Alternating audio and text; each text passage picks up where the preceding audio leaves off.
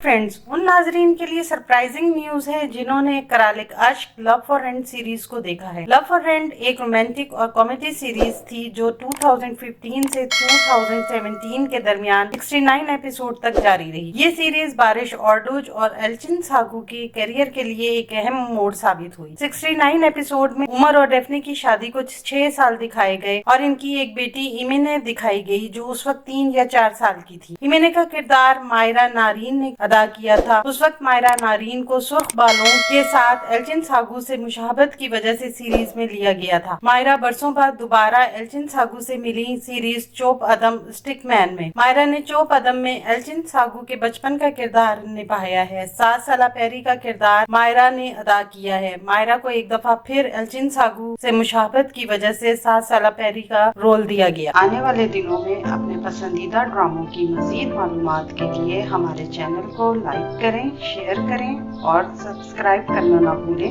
शुक्रिया।